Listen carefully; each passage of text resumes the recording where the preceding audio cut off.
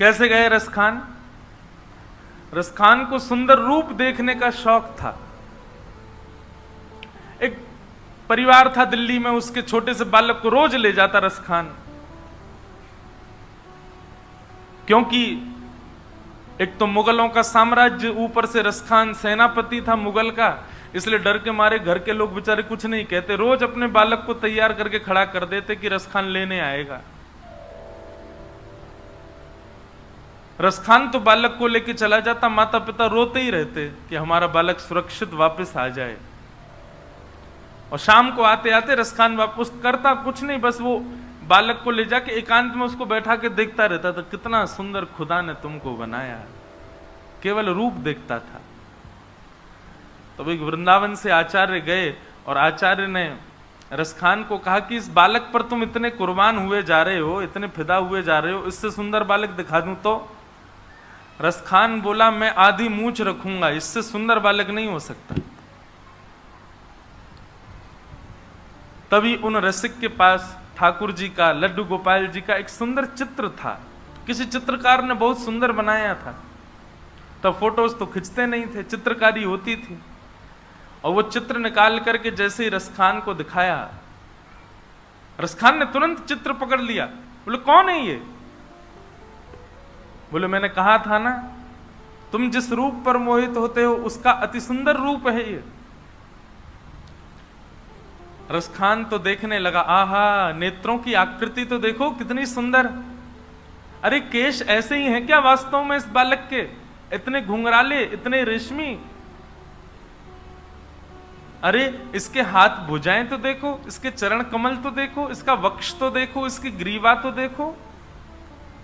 अरे बहुत सुंदर है ये बालक, तो मेरी तो दृष्टि ही नहीं हट रही है। जो रसिकाचार्य थे उन्होंने चित्र वापस ले लिया, पर रसखान तो व्याकुल हो गया। एक चित्र देख करके उसकी छवि चित्त में बस जाती है, परंतु रसखान तो इतने व्याकुल हो गए, पीछे पड़ गए, चरणों में गिर गए, मुझे वो चित्र दे दो। चित्र दे दिया, हृदय से लगा करके बैठ गए, ये तो बहुत सुंदर है, ये बालक कहां मिलेगा? रसिकाचार्य बोले, ये बालक वृंदावन में रहता है, इसके पिताजी नंद बाबा हैं, मैया यशोदा जी हैं, और ये वृंदावन में रहता है। रसखान बोले, वृंदावन तो यहीं पास ही है? बोले, हाँ वहीं रहता है। अच्छा, वहां कहां मिलेगा ये बालक? बोले, बालक बड़ा चंचल है, एक जगह टिकता नहीं है, इधर उधर घूमता रहता है, इसको ढूंढने के लिए बड़े प्रयास करने पड़ेंगे। रसखान बोले, जो कहोगे सो करूंगा, पर यह बालक मिलना चाहिए। रसिकाचार्य जी ने बताया, बोले, नित्य यमुना स्नान करना पड़ेगा, संत जनों को प्रणाम करना पड़ेगा। क्यों? क्योंकि संत जनों को ही उसका पता होता है। वो संत जन प्रसन्न होकर के किसी दिन आज्ञा कर देंगे, वहां चले जाओ, तो वहीं मिलेगा वो। इसलिए नित्य संतों को प्रणाम करना पड़ेगा। और बालक बड़ा चतुर है। बोले, क्यों? ऐसे ही किसी का स्पर्श नहीं करता है। रसखान बोले, कब करता है स्पर्श?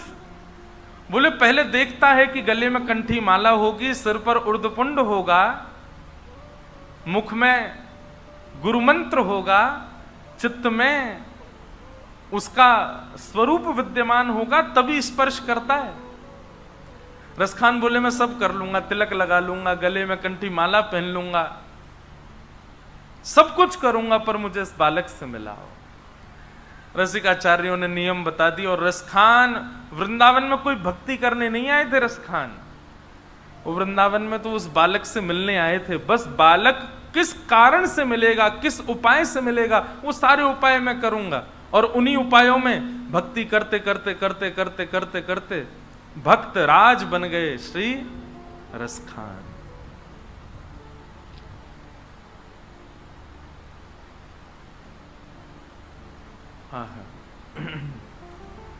अद्भुत है ठाकुर जी की लीला। सुनो दिल जानी मेरे दिल की कहानी, सुनो दिल जानी मेरे दिल की कहानी, तेरे हाथ हूँ बिकानी, तेरे हाथ हूँ बिकानी, बदनाम भी सहूंगी, सुनो दिल जानी मेरे दिल की कहानी, सुनो दिल जानी मेरे दिल की कहानी। अकबर की एक पत्नी हुई ताज बेगम। वो ताज बेगम ने जब पहली बार ठाकुर जी को देखा, ठाकुर जी को देख करके वापस चली गई, लेकिन उसको ज्वर चढ़ गया। अब तो 24 घंटा ठाकुर जी की याद में रोती रहती है। तब अकबर से आज्ञा लेकर, बड़ी लंबी बड़ी कथा है, उतनी बड़ी तो नहीं, पर अकबर से आज्ञा लेकर के ताज बेगम वृंदावन आ गई हमेशा के लिए। और वृंदावन में आकर के ठाकुर जी के बस दर्शन की लालसा में घूमती रहती। कोई उसको मंदिर में नहीं घुसने देता। क्यों? वो मुसलमान है, इसको कैसे जाने देंगे भीतर? पता नहीं किस भाव से आई है, किस कामना से आई है।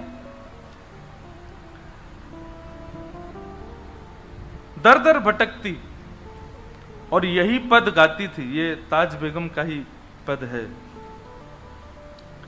नंद के कुमार कुर्बान तेरी सूरत पे, वृंदावन छोड़ अब कहीं भी न जाऊंगी, सुनो दिल जाने मेरे दिल की कहानी, तेरे हाथ हूँ बिकानी, बद नाम भी सहूंगी, सुनो दिल जानी।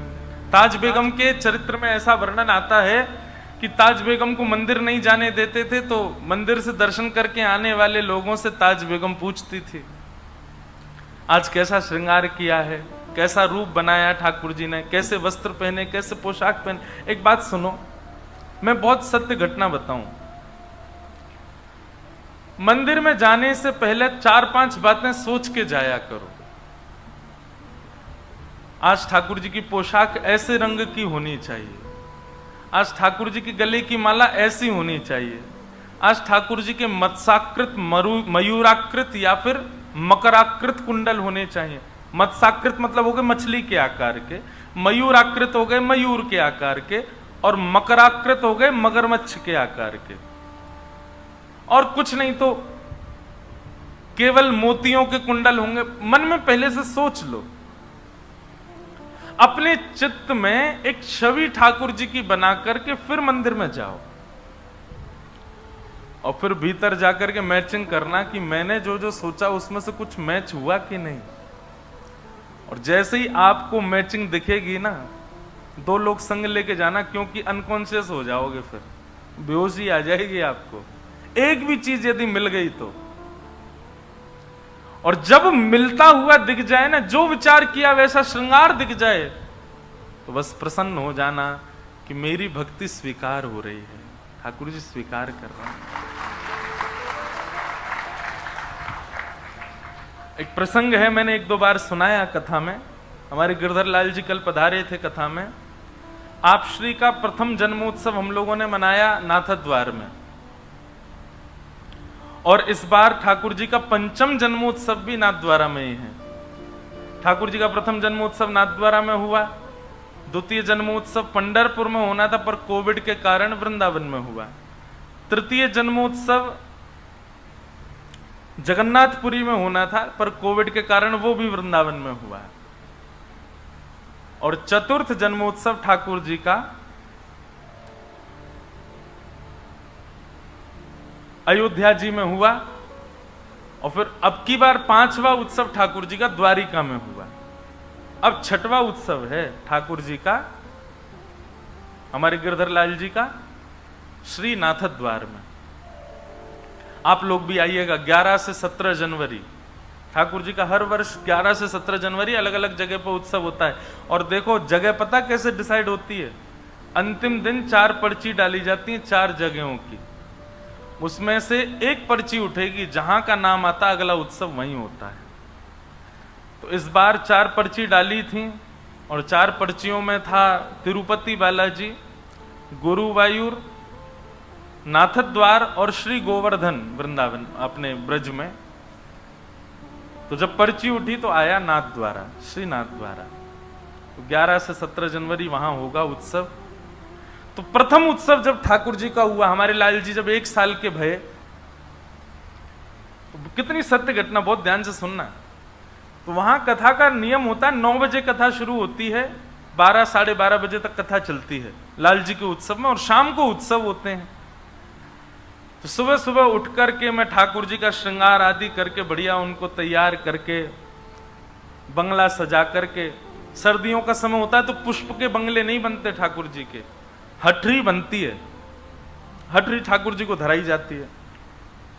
तो प्रथम दिन नीला श्रृंगार, मोतियों की माला, और ठाकुर जी बैठे कांच की हटरी में। श्रृंगार करके 9 बजे मैं अपना बाल भोग पाके सीधे कथा में चला गया। नाथक द्वार में राजभोग ठाकुर जी का जो होता है वो 11:30 12 बजे होता है, और उसी समय विशेष श्रृंगार होता है श्रीनाथ जी का। तो एक बालक को मैंने सेवा दे रखी थी, मैं तो कथा में रहूंगा, तुम रोज श्रृंगार का दर्शन करके आना और मुझे बताना कि ठाकुर जी कैसा श्रृंगार कर रहे हैं। तो प्रथम दिन नीली पोशाक, मोतियों की माला और कांच की हटरी में श्री गिरधर लाल जी विराजे। कथा हुई। कथा के उपरांत में जैसी मंच से उतरने लगा तो वो बालक, उनका मैंने हाथ पकड़ा, मैंने कि तुम दर्शन करके आए? बोले हाँ, मंदिर का प्रसाद दिया। मैंने कहा कैसा श्रृंगार है आज श्रीनाथ जी का? बोले महाराज जी नीली पोशाक है, मोतियों की माला है, कांच की हटरी में श्रीनाथ जी विराज रहे हैं। अरे मैंने कि तुम गिरधर लाल जी का मत बताओ, ये बताओ श्रीनाथ जी का। बोले मैं श्रीनाथ जी का बता रहा हूं। मैंने कहा सच बताओ श्रीनाथ जी का श्रृंगार? बोले हाँ। तो प्रथम दिन इतना आनंद हुआ, लेकिन वहां नियम है कि राजभोग के बाद फिर हटरी आदि जो है वो बढ़ा देते हैं, तो शाम के दर्शन में दर्शन नहीं होता।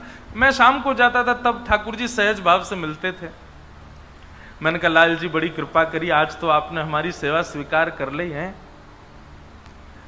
दूसरे दिन मैंने ठाकुर जी का, श्री गिरधर लाल जी का श्रृंगार भयो, और हमने घटा का श्रृंगार किया। घटा का श्रृंगार कैसा होता है? पिछवाई भी उसी रंग की, पाग भी उसी रंग की, पोशाक भी उसी रंग की, मुजरी भी उसी रंग की, मसनद भी उसी रंग की, चौकी का जो नीचे की ठाकुर जी की गद्दी होती वो भी उसी रंग की, नीचे खंड सब एक ही रंग होगा ऊपर से नीचे तक। केवल ये सांवला सांवला दिखेगा, बाकी कुछ नहीं दिखेगा। उसको घटा का श्रृंगार कहते हैं। तो हमने बैगनी घटा का श्रृंगार किया श्री गिरधर लाल जी का, पूरी सब घटा बैगनी बैगनी बैग, सब जगह बैगनी। बोले तो थोड़ा पर्पल टाइप का घटा थी। श्रृंगार करके मैं चला गया कथा करने। कथा करके मुझे लगा एक दिन मैच हो गया। दूसरे दिन जब उतर करके गए तो हमने उससे पूछा, मैंने हाँ भाई आज श्री ठाकुर जी का श्रृंगार कैसा? अच्छा वो गिरधर लाल जी का दर्शन बाद में करता था, मैं लाल जी श्रीनाथ जी का दर्शन बाद में करता था। उसको भी नहीं पता होता था कि श्री गिरधर लाल जी का श्रृंगार कैसा। मैंने पूछा, मैंने कहा आज कैसा श्रृंगार श्रीनाथ जी का? बोले महाराज जी आज तो बैगनी घटा है पूरी। और उसने जब बैगनी घटा बोली, आप विश्वास नहीं मानेंगे, मेरे हाथ पांव कांपने लगे। मैंने कहा सच में बैगनी घटा है? बोले हाँ। अब तो नेत्रों में सजलता होने लगी, मानो ऐसा लगने लगा कि अब कोई बात ना करे मुझसे, मैं एकांत में थोड़ी देर रहूं। वो एक अलग प्रकार का आनंद है, नेत्रों से आंसू भी निकल रहे हैं, कुछ बोलने की इच्छा भी हो रही है, पर मौन रहने का मन भी हो रहा है, और एक अजीब सी घबराहट हो रही है, लेकिन प्रसन्नता भी। वो वर्णन नहीं कर सकता मैं उस स्थिति का। तीसरा दिन, अब मुझे लग रहा था कि ये तो रोज मिलता है कुछ ना कुछ, पर आज मैं ऐसा श्रृंगार करूंगा कि कुछ मिलेगा ही नहीं। तो हमने ठाकुर जी को मल्टी कलर ड्रेस पहनाई, बहुत सारे कलर मिक्स उसमें। तो उसमें लाल, पीले, हरे, गुलाबी, बैगनी सबकी ठाकुर जी को बढ़िया बाघा धराया, उसी का श्रृंगार किया। पीछे की घटा भी ऐसी बना दी, सारा श्रृंगार कर दिया। श्रृंगार करने के बाद श्रृंगार पूर्ण हो गया, तब मैंने कहा कुछ और बढ़ा दूं कि आज देखूं कि मैच होगा कि नहीं। तो हमने असमय में, मतलब कोई नियम नहीं था, श्री गिरधर लाल जी को सेहरा पहना दिया, दुल्हा बना दिए श्री लाल जी अपने। कथा करने गए, अब कथा में मन मेरा कम लगे कब पूरी हो, मैं उससे पूछूं आज कैसा श्रृंगार। तीसरे दिन में भागवत जी से उतरा, प्रणाम करके सीधे भागा उसको, मैंने सुन इधर आ, सही बता आज ठाकुर जी का श्रृंगार कैसा है। उसने कहा आज ठाकुर जी ने, श्रीनाथ जी ने लाल पोशाक पहनी है। तो लाल पोशाक सुनते ही मैंने कहा अब मैचिंग नहीं हो रही। बोले महाराज जी लाल पोशाक पहनी है और ठाकुर जी ने स्वर्ण के आभूषण पहने हैं। मैंने कहा आज तो मिला ही नहीं श्रृंगार। ठाकुर जी ने कानों में मयूराकृत कुंडल पहने हैं और आज ठाकुर जी ने लाल पाग और उस पर सेहरा पहना है। अब जैसे ही उसने कहीं सेहरा पहना है, मैं कम से कम 10 मिनट तो बिना संगीत के नाचा। अब वो कहे क्या हो गया, मैंने कि बस अब जो हुआ मैं जानूं या वो जाने, मोहन से दिल क्यों लगाया है, ये मैं जानूं या वो जाने। तब से मेरा ये नियम है, मैं कहीं भी जाता हूं ना थोड़ा कुछ तो सोच के जाता हूं पहले से। लेकिन इसमें एक बात है, आपके दर्शन की उत्सुकता इतनी बढ़ जाएगी क्योंकि आप पहले विचार कर चुके हो कि ऐसा कुछ श्रृंगार होगा, तो आप जैसा दर्शन करोगे ना वो भूल नहीं सकते आप उस दर्शन को। दूसरी बात, अगर कहीं से भी मिल गया आपका मन का भाव तो अत्यंत प्रसन्न, बस अभिमान मत आने देना चित्त में। और तीसरी बात, यदि आपका श्रृंगार जो जैसा विचार किया ना मिले, ठाकुर जी से ना मैचिंग खावे, तो फिर बहुत रोना भी आ सकता है, तो बहुत निराशा भी हो सकती है। इसलिए अत्यंत उत्सुकता वो हो जाए तो अभिमान मत करना, और बहुत कष्ट हो तो रोना नहीं, तैयारी बना के जाना, लेकिन करना जरूर मेरी कही ये बात।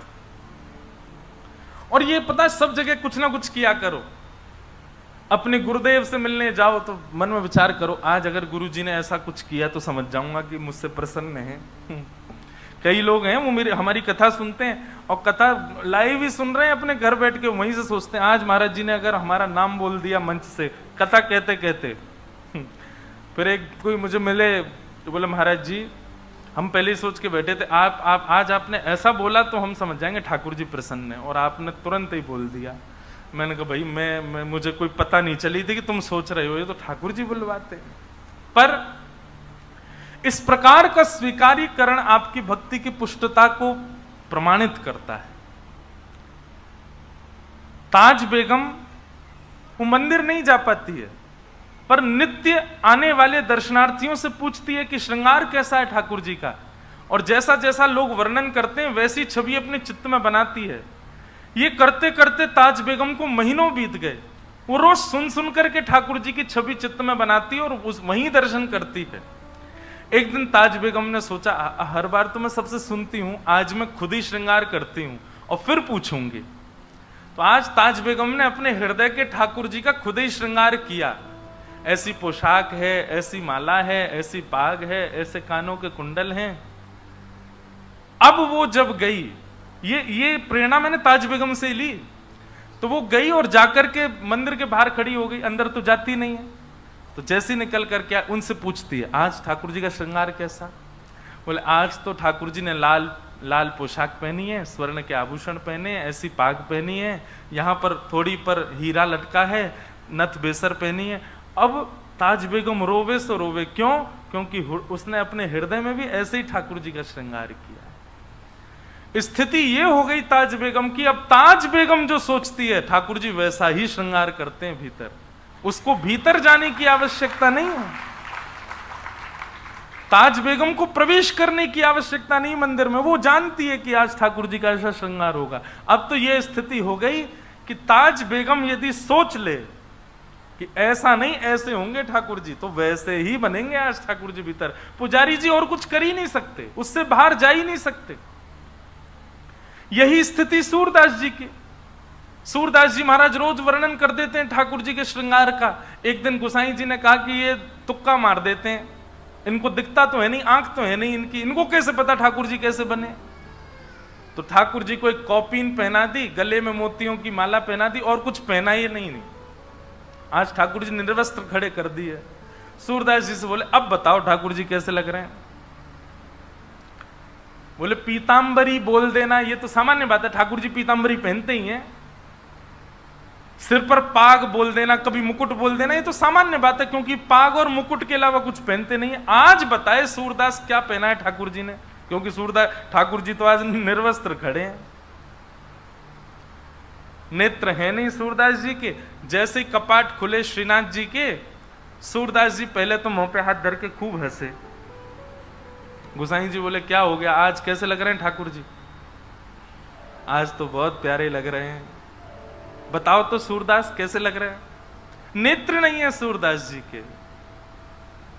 सूरदास जी कहते हैं, मोतन माल गले उर साजे, छवि के उठत तरंगा, आज हरि देखे नंगम नंगा, आज हरि देखे नंगम नंगा। सबके नेत्र सजल हो गए जब सूरदास जी ने वर्णन किया। नेत्रों की आवश्यकता नहीं है ठाकुर जी को देखने के लिए भैया, प्रेम की आवश्यकता है, अंतर हृदय में भाव की आवश्यकता है। कानों की आवश्यकता नहीं है ठाकुर जी की कथा सुनने के लिए, भाव की आवश्यकता है। जीव की आवश्यकता नहीं है ठाकुर जी की कथा गाने के लिए, भाव की आवश्यकता है। ताज बेगम कहती है, सुनो दिल जानी मेरे दिल की कहानी, तेरे हाथ हूँ बिकानी, तेरे हाथ हूँ बिकानी, बदनाम भी सहूंगी, सुनो दिल जानी। देव पूजा ठानी में नमाज हूँ भुलानी, तज कलमा कुरान तेरे गुणन गहूंगी मैं, सुनो दिल जानी मेरे दिल की कहानी, तेरे हाथ हूँ बिकानी, तेरे हाथ हूँ बिकानी, बदनाम भी सहूंगी, सुनो दिल जानी। सांवला सलोना सिर ताज सिर कूले दिए, तेरे नेह दाग में ने दाग हूँ गधूंगी मैं, सुनो दिल जानी मेरे दिल की कहानी। नंद के कुमार कुर्बान तेरी सूरत पे,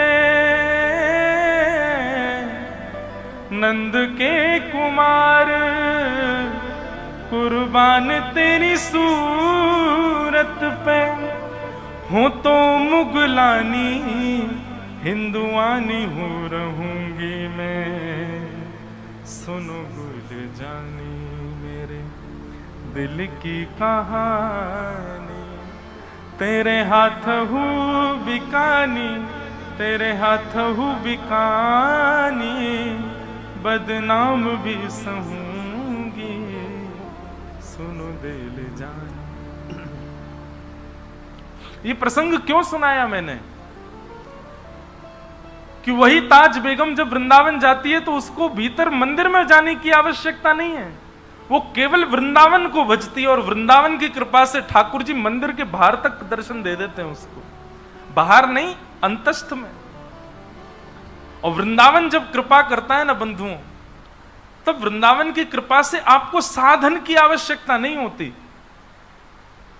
आप जहां बैठेंगे वहीं राधा रमन लाल हैं, आप जहां बैठेंगे वहीं श्री बिहारी जी महाराज हैं, आप जहां बैठेंगे वहीं यमुना जी हैं, आप जहां बैठेंगे वहीं श्री गोवर्धन नाथ प्रकट हो जाएंगे।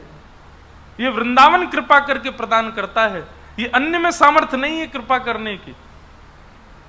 भाई आपको किसी की कोई वस्तु चाहिए तो जिस पर वो वस्तु है उसी से तो मांगोगे। वृंदावन की श्री यमुना जी हैं, वृंदावन की श्री गोवर्धन नाथ हैं, श्री राधा रमन, राधा वल्लभ, राधा बांके बिहारी वृंदावन के ठाकुर हैं। वृंदावन को भजोगे तो वृंदावन इनको प्रदान करेगा। फिर चाहे आप जहां रहो, वृंदावन कृपा अनुग्रह करके ये प्रदान करता है। मैं तो निवेदन करता हूं कि श्री जी को भजो, ठाकुर जी को भजो, जिसको भजना भजो, परंतु एक बार मेरे कहे से वृंदावन को भजना प्रारंभ कर दो। नित्य आप अपनी सेवा के भाव में अपने, जब भी आप बैठते हैं अपने ठाकुर जी के आगे, नेत्र बंद करके श्री वृंदावन वृंदावन वृंदावन वृंदावन वृंदावन वृंदावन वृंदावन वृंदावन भजो। वृंदावन अनुग्रह करता है तो आपको कण कण में श्री राधा रमण जी का अनुभव होता है। ऐसा श्री वृंदावन धाम।